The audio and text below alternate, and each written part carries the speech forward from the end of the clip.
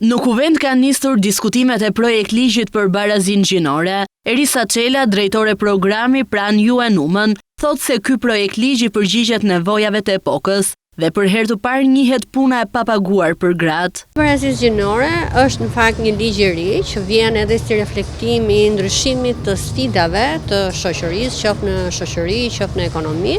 ndaj dhe mundohet të adresoj pabarazitë dhe në sektor të tjerë dhe duke dhënë, le të themi, sfidat e vërteta dhe pabarazitë e vërteta që ka shoqëria dhe si duhen adresuar ato. Ky ligj sjell më në fund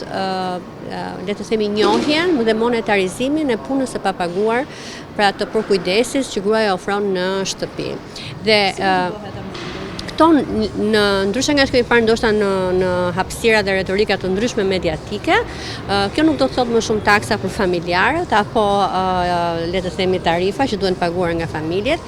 por duke njohur ato punë që është e fshehur, e përkujdesis, që gruaja ofron në përditshmëri, për përkujdesje në familje, për fëmijët, për të moshuarit, për njerëzit me aftësi të kufizuar, duke e monetarizuar atë, hapet rruga për të ngritur politika që lehtësojnë pikërisht këtë barrierë që gruaja ka momentalisht në ekonominë e përkujdesjes. Ndaj dhe ky ligj në vetvete mundohet të njohë dhe të rregullojë pikërisht përmes politikave këtë punë të papaguar që gruaja në Shqipëri kryhen në shtëpi dhe që nuk i njihet. Një tjetër element i rëndësishëm i projekt ligjit është edhe fuqizimi i grave në zonat rurale dhe integrimi i tyre në tregun e punës. Ka element që mbështesin sipërmarrjen e gruas si një mundësi të ardhurash dhe vetë punësimi, pra që ato të sillen të ardhura në familje dhe për pavarësinë e tyre, dhe në veçantë mbështetje për gratë sipërmarrëse në zonat rurale. Projekt ligji ka edhe aspekte të tjera sa i përket fuqizimit ekonomik të gruas. Lidhur me pjesën e aspektit ekonomik, është një element shumë i rëndësishëm. Ky ligj sjell risi të rëndësishme sidomos lidhur me aksesin e grave në tregun e punës. Ka një kapitull të tërë dhe komponent shumë të rëndësishëm mbi marrëdhëniet në punë, të cilat sjellin ndryshime që i lejojnë grave dhe vajzave që të kenë një qasje dhe pjesëmarrje më cilësore në tregun e punës, zbatimi përmes këtij ligji i buxhetimit të përgjithshëm gjinor, i cili tashmë zbatohet, por përmes këtij ligji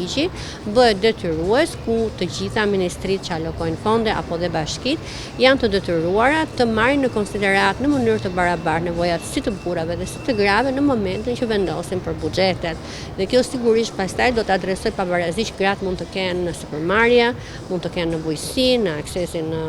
tregun e punës, në sferën sociale, kulturore dhe përtej. Që prej daljes për konsultim publik të këtij projekt ligji, diskursi është ndalur tek diskutimet e pafundme për çështjen e gjinive, duke nxitur debate dhe duke lënë pas dore aspektet e rëndësishme ekonomike dhe sociale që përmban drafti.